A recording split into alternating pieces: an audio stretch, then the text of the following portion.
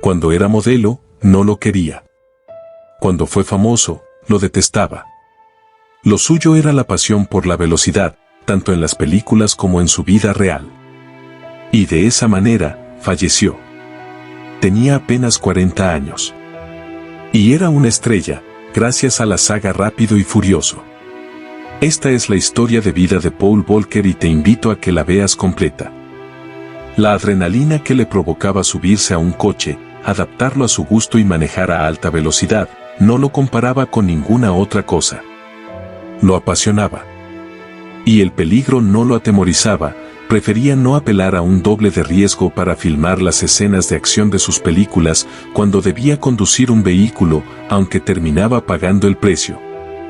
En la filmación de la sexta entrega de Rápido y Furioso, se rompió los ligamentos cruzados. Y al fin, de esta manera Paul Walker encontraría su muerte temprana, con solo 40 años.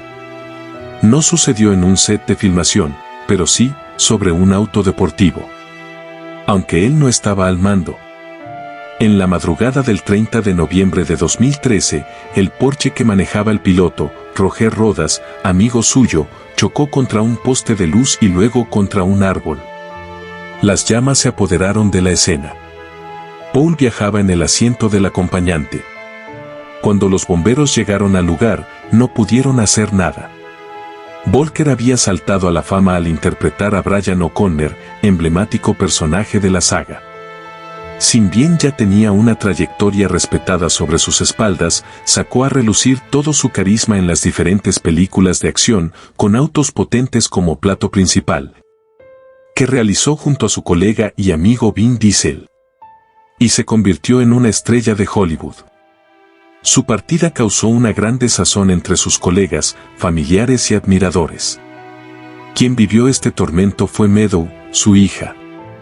Inmediatamente, junto a sus abogados, abrió una investigación para determinar las causas del accidente. En su momento se habló de desperfectos mecánicos.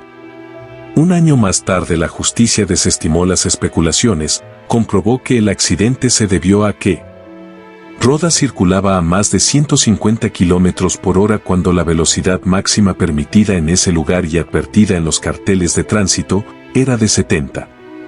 Meadow siguió adelante intentando saber la verdad y en el 2017, luego de un litigio judicial de 2 años, llegó a un acuerdo con la automotriz alemana. De acuerdo a la empresa, técnicamente era imposible que se destruyera la cabina del auto, como pasó. Los abogados de la hija de Paul sostenían que el vehículo presentaba problemas de control e inestabilidad, lo que podría haber evitado la muerte del actor y de su amigo. Con la firma de un acuerdo económico, cuya cifra no trascendió, Meadow retiró la demanda. Vivir rápido, morir joven, conozcamos más sobre la vida de Paul. Nació el 12 de septiembre de 1973 en California, pero vivió casi toda su vida en Los Ángeles.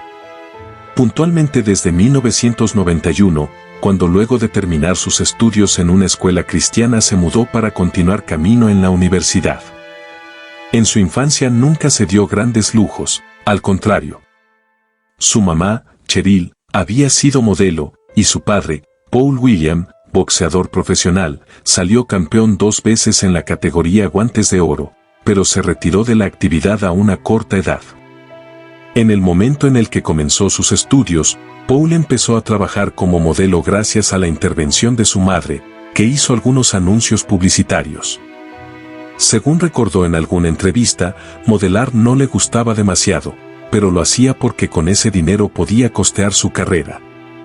De otra manera no lo habría conseguido, sus padres no se encontraban en una buena posición económica. Pasaron los años y Walker se recibió de biólogo marino, profesión que ejerció durante algún tiempo, mientras que a la par empezaba a abrirse camino en lo que más le gustaba, la actuación. Por entonces los papeles eran menores y no muy bien pagos, no le permitían dedicarse por completo a la carrera artística. Su primera experiencia en cine le llegó mucho antes de los años universitarios. Tuvo un papel secundario en la película El monstruo del armario, con solo 13 años, en 1986. Recién con el inicio del siglo XXI su nombre cobró otro sentido para la industria del cine. Con su papel en Frecuencia Mortal, en 2000, y más tarde en Azul Extremo y Rescate en la Antártida, cobró un vuelo que le permitió instalarse en la industria. El estrellato, lo dicho, lo alcanzaría con la primera entrega de Rápido y Furioso, estrenada en el 2001. Volker estaba rodando la 7ª entrega de la saga cuando lo sorprendió la muerte. Los productores convocaron a Cody, su hermano, para que lo reemplazara en algunas escenas que todavía no habían sido filmadas, gracias al parecido físico. Fueron días de angustia y desolación.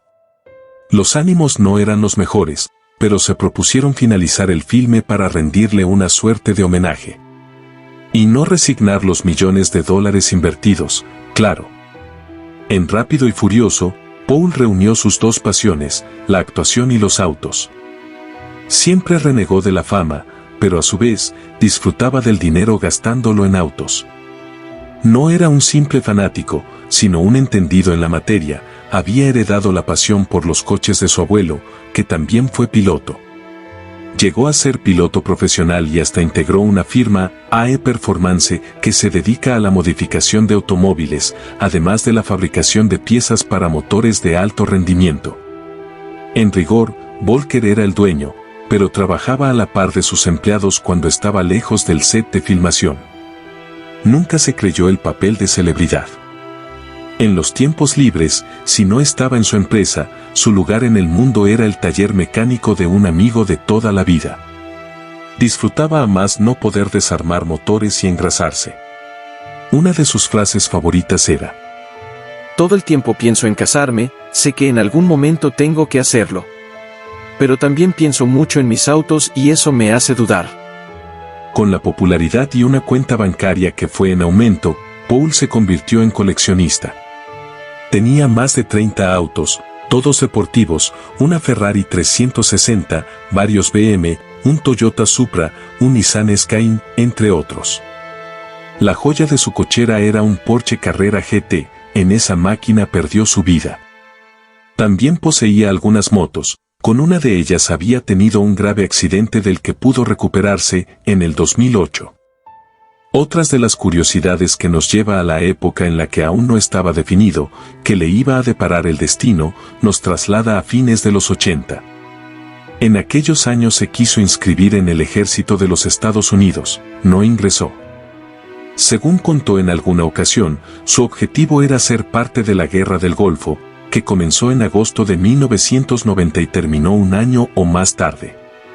En el 2010 estuvo en Chile, justo cuando en el país transandino resultó vapuleado por un terremoto. Paul no dudó en subirse a un avión para colaborar, fue uno más a la hora de ponerse a disposición de quienes más sufrieron el sismo. En agradecimiento, luego de su muerte el alcalde de Peyúe propuso bautizar con su nombre a una de las calles del pueblo en el que estuvo poniendo el hombro. El pedido no encontró objeciones entre los habitantes de la ciudad. Otro de los actos que se le conoció fue en el 2004 cuando viajó a Sri Lanka luego de uno de los tsunamis más devastadores que afrontó el país. Acá también, más allá de su donación económica, estuvo trabajando a la par de los bomberos y asistentes que asistieron a las víctimas.